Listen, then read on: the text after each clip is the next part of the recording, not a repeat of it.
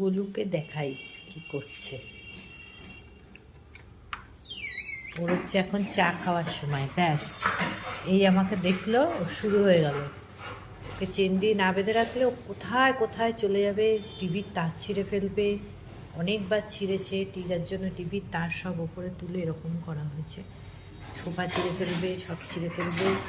এই এখন চা খাবে। দাঁড়াও দাঁড়াও দাঁড়াও, দেখুন চলে যাচ্ছে চায়ের কাছে, জানে এখন চা খেতে হবে।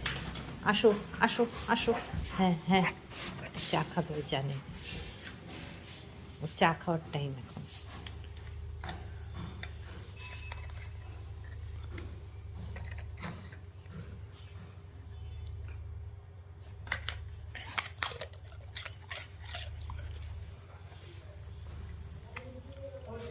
বিস্কুট খাবে, চা খাবে।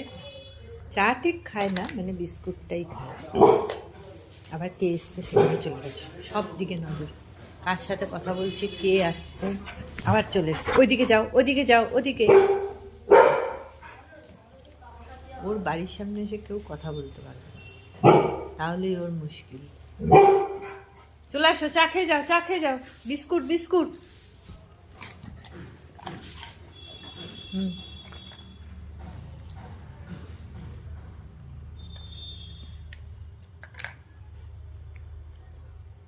নাও। আবার বাইরের দিকে নজর, কে আসছে, কে দেখছে।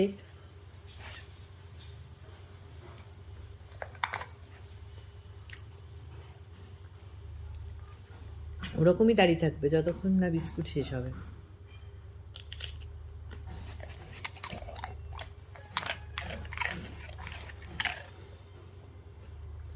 আবার দেখছি কে আসছে, চলে যাও, যাও তুমি হিসি পটি করে নাও। চা খেয়ে এই সময় বিস্কুট খেয়ে রোজ হিসি করবে আগে, তারপর ঘুরে ফিরে পটি করবে। রোজকারের নিয়ম, মানে এর কোনো অন্যথা হয় না। হিসি করছে, একদম রুটিন বেঁধে করবে। এবার একটু ঘুরে নিয়ে এবার পটি করবে।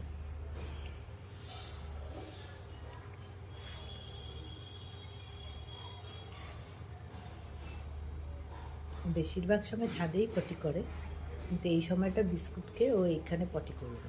এটা ওর একদম একদম রোজকারের নিয়ম। আমরা যেরকম সকালবেলায় মানে রোজকার চা বিস্কুট খেয়ে মানে আমরা অনেকেই বাথরুমে যাই, অভ্যাস থাকে, সেরকম ওরও এটা অভ্যাস।